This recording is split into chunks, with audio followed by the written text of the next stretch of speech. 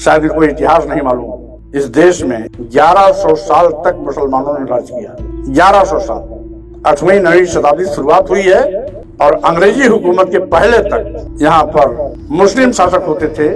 भिन्न भिन्न सल्तनत के रूप में कभी शेरशाह सूरी आए, कभी तुगलक आए, कभी गोरी आए, कभी गजनी आए, कभी बाबर आए, तो कभी कोई आया, लेकिन 1100 साल तक हुकूमत किया मुसलमानों ने। जब 1100 साल तक मुसलमानों ने शासन किया, उस समय तो हिंदू खतरे में नहीं था, हिंदू पर कोई आंच नहीं आई।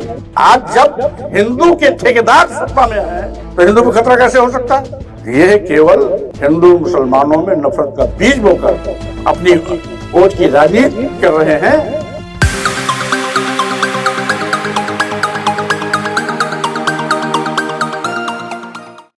हम एक उदाहरण देंगे, आप जहां बगल में के रहने वाले हो, माननीय योगी जी के गोरखपुर का, गोरखपुर विश्वविद्यालय में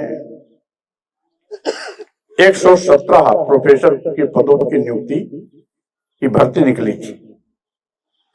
117 में 11 पदों पर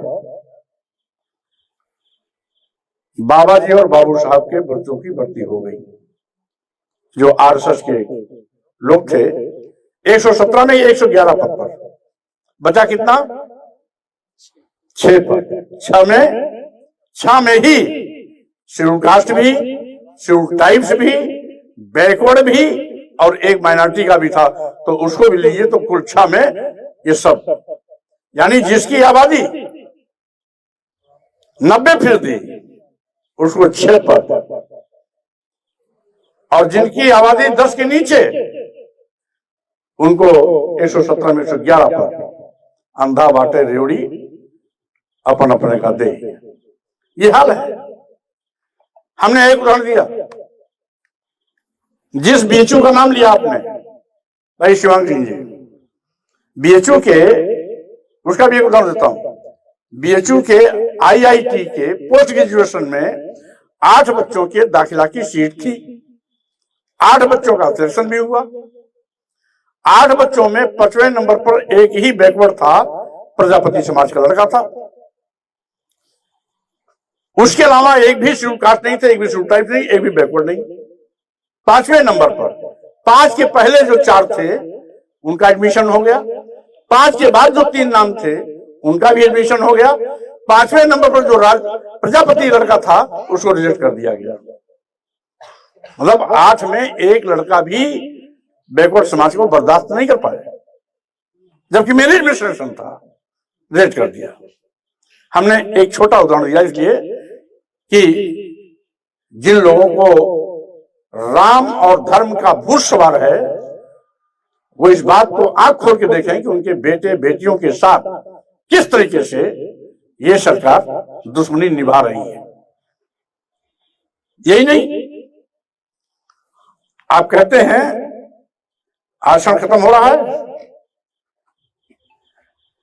और जब जातिवाद जनगणना की बात आती है तो मोदी जी कहते हैं हमें पिछड़ा नहीं, हमें गरीब दिखाई पड़ता है। और जब मोदी जी कुर्सी रखती है तब उनको पिछड़ा दिखाई पड़ता है। वोट के लिए पिछड़ा हिंदू, वोट के लिए दलित हिंदू, वोट के लिए आदिवासी हिंदू, और सत्ता में जाने के बाद आदिवासी दलित पिछड़े सब इनके दुश्मन बन जाते हैं। अगर उसके बाद भी हिंदू होते तो इनका आरक्षण खत्म क्यों किया जाता है? कि आज धर्म के नाम पर, राम का नाम लेकर देश के लूटने वालों से सावधान हो जाओ। ये धर्म को नहीं मानते, ये धर्म के सौदागर हैं, धर्म की दुकान लगाते हैं, धर्म के नाम पर हिंदू मुसलमानों में नफरत पैदा करते हैं। ऐसा लगता है मोदी जी की सरकार आने के पहले इस देश में मुसलमान और हिंदू रहते ही नहीं थे। ऐसा लगता है कि इनके आने के बाद यहां पर हिंदू मुसलमान दोनों एक साथ रहने लगे। शायद कोई इतिहास नहीं मालूम। इस देश में 1100 साल तक मुसलमानों ने राज किया। 1100 साल, 8वीं 9वीं शताब्दी शुरुआत हुई है और अंग्रेजी हुकूमत के पहले तक यहाँ पर मुस्लिम शासक होते थे, भिन्न भिन्न सल्तनत के रूप में, कभी शेरशाह सूरी आए, कभी तुगलक आए, कभी गोरी आए, कभी गजनी आए, कभी बाबर आए, तो कभी कोई आया, लेकिन 1100 साल तक हुकूमत किया मुसलमानों ने। जब 1100 साल तक मुसलमानों ने शासन किया, उस समय तो हिंदू खतरे में नहीं था, हिंदू पर कोई आंच नहीं आई। आज जब हिंदू के ठेकेदार सत्ता में है तो हिंदू को खतरा कैसे हो सकता है? यह केवल हिंदू मुसलमानों में नफरत का बीज बोकर अपनी वोट की राजनीति कर रहे हैं। इससे भी आपको सावधान रहना चाहिए।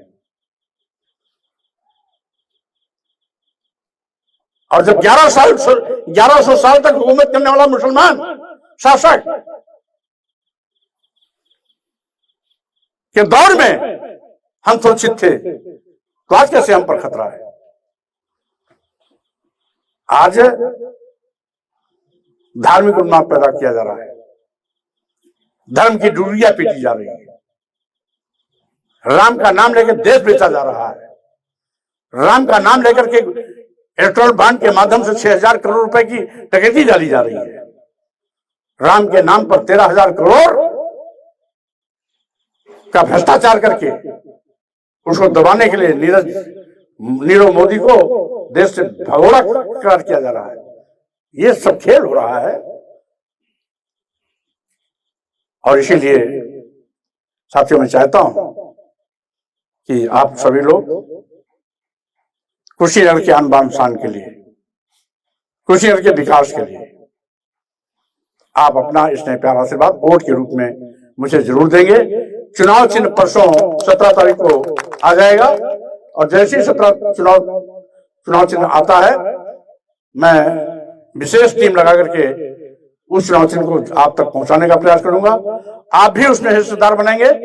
जहां मैं नहीं पहुंच पा रहा हूं, वहां आप लोग मेरी उस कमान को संभाल लेंगे, और हमें खुशी होगी कि यहाँ का हर नौजवान स्वामी प्रसाद मौर्य बनकर के जब क्षेत्र में निकल जाएगा तो विरोधियों की हवा निकल जाएगी। और जो हमारा मकसद है कि केंद्र से बीजेपी का सूपड़ा साफ होना चाहिए, उसकी शुरुआत कुशीनगर से हो जाएगी। इन्हीं शब्दों के साथ में मैं भाई शिवांग सिंह जी को बहुत बहुत धन्यवाद देता हूँ। INDC नेटवर्क, बदलते भारत के साथ।